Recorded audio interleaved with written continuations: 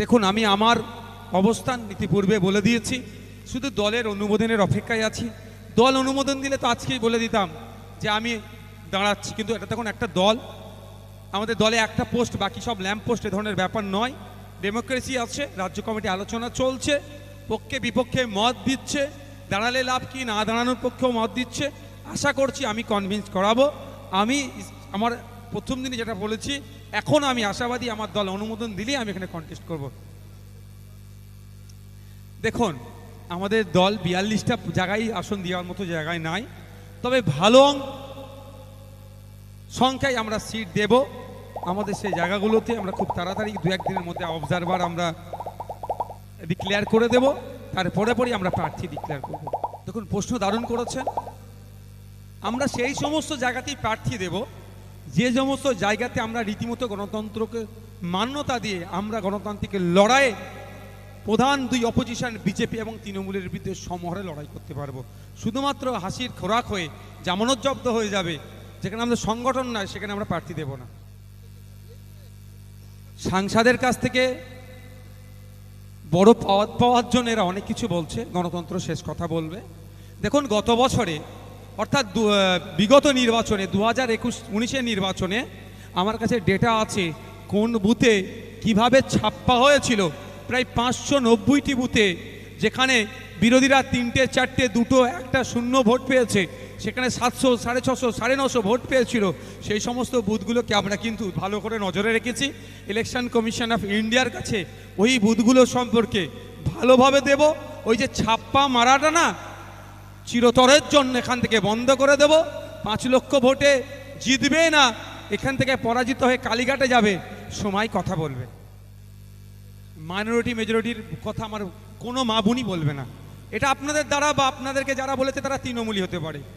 সত্যিকারের ওখানে আমার আদিবাসী যে মা আছেন, যে অত্যাচারিত মা, যে নিপীড়িত দলিত মা, যে নিপীড়িত সংখ্যালঘু মা, সে জানে তার সন্তান নওশাদ সিদ্দিকী এখানে আসতে চেয়েছিল, তাকে 8 ঘন্টা জেলের মধ্যে আটকে রেখেছিল, তার প্রতিনিধিকে পাঠিয়েছিল, সে নানান জটিলতার মধ্যে তাকে আটকে রেখেছে, তার সন্তান তার কাছে যাবে, সে মা আমার ভালো করেই জানে। এবার তৃণমূলীরা আমাকে বুমেরাং করার জন্য অনেক কিছু বলে, তৃণমূলীদের জবাব দিয়ে আমি প্রয়োজন বোধ করি না। আমার কাছে অনেক এসেছে, কিন্তু ব্যাপারটা হচ্ছে আমাকে সাথে সাথে এটাও বলেছে আমাদেরকে নিরাপত্তা দিতে হবে। তারা মুখ খুলতে প্রস্তুত আছে।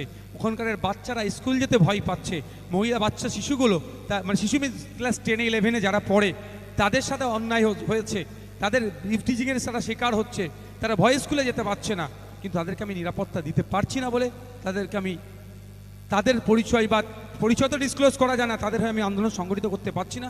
আমি বেশ কিছু জোগাড় করছি যাতে ঐক্যবদ্ধভাবে হয়ে যারা খাদক যারা আছে, যারা মানুষ রূপে, যারা পশুর থেকে নিকৃষ্ট, তাদের বিরুদ্ধে আমরা লড়াইয়ে থাকবো।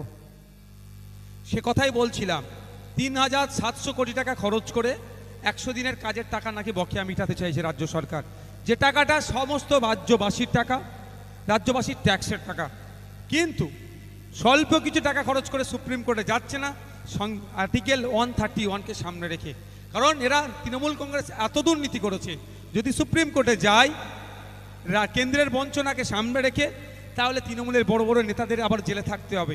এই নেতাদের বাঁচানোর জন্য রাজ্যের কোষাগারের অবস্থা খারাপ, তারপরও 3700 কোটি টাকা এইভাবে খরচ করছে। আওয়াজ তুলুন যে আপনি বলেছিলেন সংখ্যালঘু থেকে সংখ্যালঘুদের সমাজের মানুষদের যে শিক্ষা, স্বাস্থ্য, কর্মসংস্থানে বিশাল ডেভেলপ করব।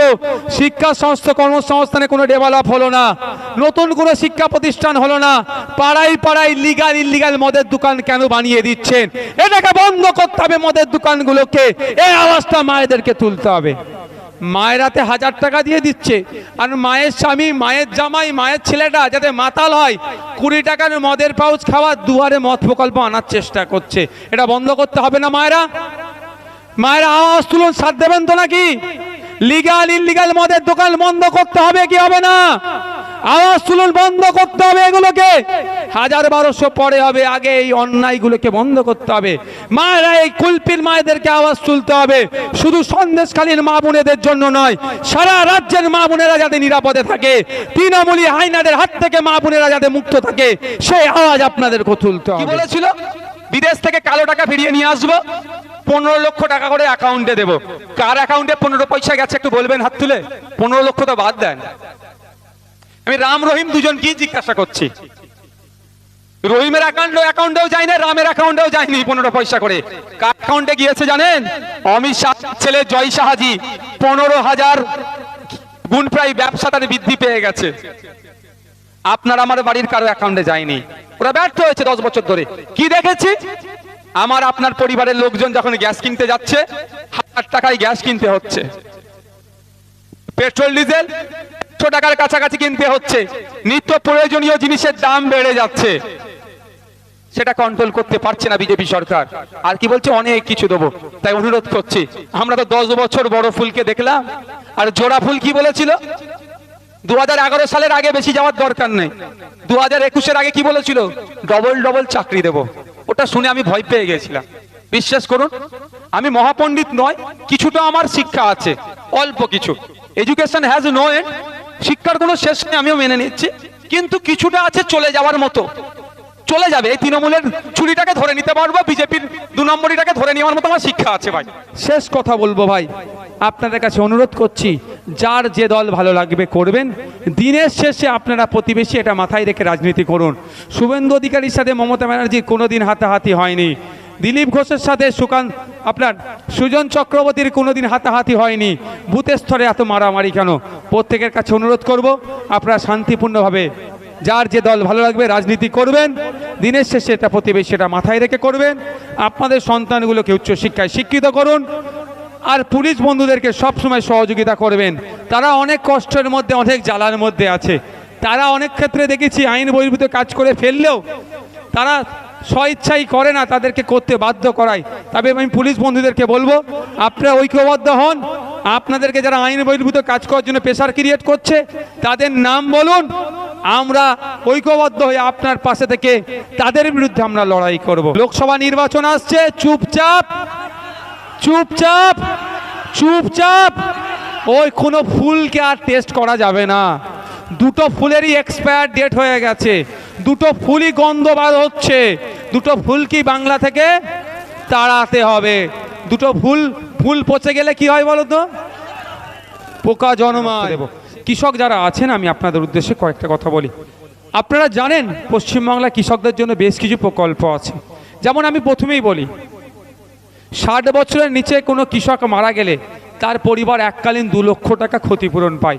আমাদের এলাকায় দেখলে দেখা যাবে 60 বছরের নিচে অনেক কৃষক মারা গিয়েছে, তারা কি ক্ষতিপূরণ পেয়েছে? আচ্ছা, আপনারা জানতেন 60 বছরের নিচে কোনো কৃষক মারা গেলে 2 লক্ষ টাকা ক্ষতিপূরণ পায়? তাহলে টাকাটা কারা খাচ্ছে? উন্নয়ন বাহিনী। উন্নয়ন বাহিনী টাকাটা খেয়ে নিচ্ছে। আমার আপনার পরিবারের কেউ মারা গেছে, দেখবেন ওরা টাকাটা নিয়ে নিচ্ছে। তা জেনে রাখবেন, 60 বছরের ঊর্ধ্বে কোনো কৃষকের বয়স হয়ে গেলে সে কৃষক পেনশন পাবে, একটা ভাতা পায়। যাক, ওই বিষয়টা ছেড়ে দিই। সাবসিডিতে অনেক কৃষিজ যন্ত্রপাতি পাওয়া যায়, আপনারা জানতেন?